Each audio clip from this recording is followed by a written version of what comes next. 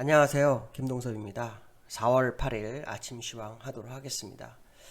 오늘 새벽에 끝난 미국 시장은 혼조세로 마감하는 모습입니다. 다우는 소폭 상승했고요. 나스닥은 소폭 하락해서 마감하는 모습이었습니다. 이번 주에 중요한 이벤트로는 이제 FMC 의사록 공개가 제가 필요하다라는 얘기를 했었죠. FMC 의사록 공개가 있었는데요. 최대 고용과 물가 안정에 상당한 진전이 있으려면 시간이 걸린다. 뭐 이런 얘기를 했습니다. 물론 양적 완화에 대한 완화적인 스탠스는 그대로 유지를 한 상태에서 지난번 옐런이 이번 1조 9천억 불의 경기 병책을 하면 내년도에 완전 고용과 인플레이션을 잡을 수 있다. 뭐 이런 얘기를 했었는데 FMC 회의에서 그 의원들은 생각이 굉장히 다른 것 같습니다. 상당한 시간이 필요하다. 그게 맞죠. 실제로 물가가 오르기 시작하면 어마어마하게 오를 수 있을 만큼의 시장에 이 유동성이 공급된 상태라는 것은 우리가 잊으면 안 되는 그런 거 아닌가. 근데 이거를 뭐 옐런 같은 경우에는 자기가 인플레이션 전문가이기 때문에 막을 수 있다고 하는데 제가 볼 때 막을 수 있는 방법이 그렇게 많지가 않아요. 지표를 바꾸든지 테이퍼링 하든지 또 다른 방법이 뭐가 있을지는 좀 봐야 되겠지만 어쨌든 FMC 의사록 공개를 통해서 연준이 시장을 바라보는 관점이 자네들랑과는 좀 다른 모습이 있다라는 거, 그런 거 좀 있다라고 봐야 될 것 같고요. 또 미국 내에서 그 CDC 질병통제예방센터라고 그러나요? 여기 CDC에서 이제 발표에 의하면 미국 전체 인구에서 약 33%가 1회 접종을 했답니다. 백신. 그리고 19.4%는 2차 접종까지 마무리를 했다고 합니다. 참 부러운 상황이죠. 근데 이걸 이제 왜 중요하냐? 만약에 이렇게 해서 질병 통제 센터에서 이렇게 진행 속도를 빠르게 했을 경우에 코로나를 예방을 좀 막을 수 있잖아요. 그러면 경기가 빨리 활성화될 수 있다. 뭐 이런 생각도 해볼 수 있는 뉴스였다.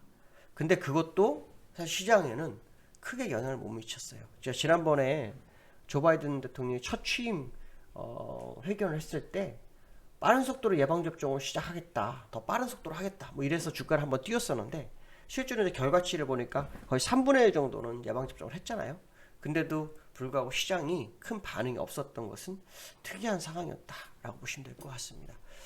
미국이 일단 고점 부분에서 움직이고 있어요. 그래서 어저께 같은 경우에는 그 차익 매물이 좀 나왔다. 뭐 그런 얘기가 나왔는데요. 오늘도 뭐 차익 매물이 좀 나온 것인가? 라는 생각을 해봐야 될 것 같습니다.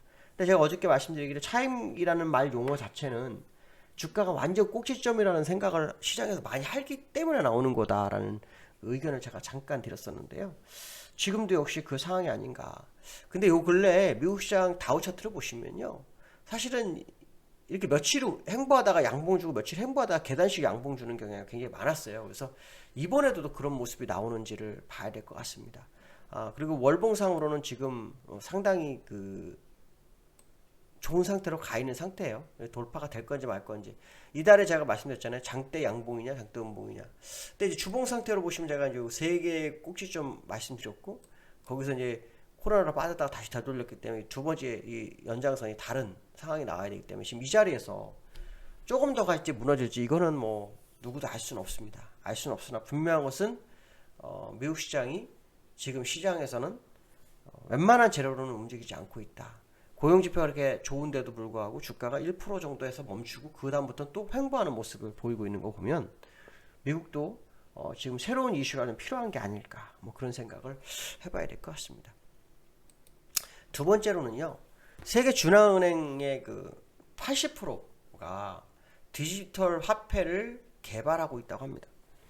이것 때문에 그랬나요? 어저께 비트코인이 장중할 때 거의 폭락 수준까지 갔었어요. 그러니까 우리나라 돈으로 7,920만 원 정도 가는 게 7천만 원까지 갔었죠. 20%? 근 20% 아닌가요? 17, 8% 정도 하락하는 모습이 좀 있었는데요. 지금 낙폭을 많이 줄였어요. 근데 이제 이게 왜 중요하냐? 제가 아마 그때 이런 말씀 드렸을 거예요. 요즘 금 얘기는 안 했었는데 그때 무슨 얘기를 했었냐면 시장의 투심의 방향성 비트코인으로 좀 볼표성이 있다. 근데 투심이 약간 흔들린 상황이죠. 그 당시가 이제 7,300만 원이었는데 그게 쭉 뺐다가 더 결국 지금 다시 7,800만 원 갔다가 또 다시 7,300까지 밀렸거든요. 7,000만 원대까지.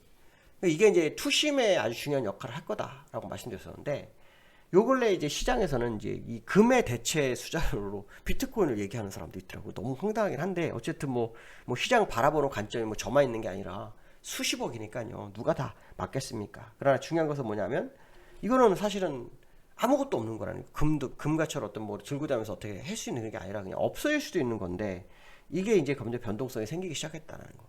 그 얘기 무슨 말이냐면 위험 자산에도 영향을 좀 줄 수 있지 않을까에 대한 생각이 들었다. 그래서 좀 그 시장이 일단 그 위험 자산에 대한 어떤 대체 수단 뭐 이런 걸로 좀 많이 사용됐던 비트코인인데 비트코인이 지금 많이 흔들리고 있다. 이게 흔들린다. 투심도 같이 흔들리는 거다. 이런 생각 해봐야 되겠죠. 그렇게 되면은 시장에서는 상당히 좀 투자에 고민을 좀 해봐야 되는 시점이 다가온 게 아닐까. 뭐 그런 생각 한번 해봐야 될 것 같습니다. 자, 세 번째로는요. 요즘 그 이슈 중에서 하나가 이거예요. 외국인이 매수했다. 4월에만 뭐 2조 이상 순매수를 했다. 5거래일 연속 순매수를 했다. 뭐 이 얘기가 지금 굉장히 화두가 될 것 같아요. 아시겠지만 작년에 한 해 동안 외국인들은요. 선물에서만 매수를 했지 현물에서는 11월 1일, 11월 달에서 10주 동안만 약 3조 정도 매수한 거 외에는 사실 거의 매수를 안 했어요. 그무도 다 나갔죠. 근데 요 근래 갑자기 2조 정도, 2조 6천억 정도 되는 것 같아요. 제가 알기로는 3월 10일부터인데 3월 10일부터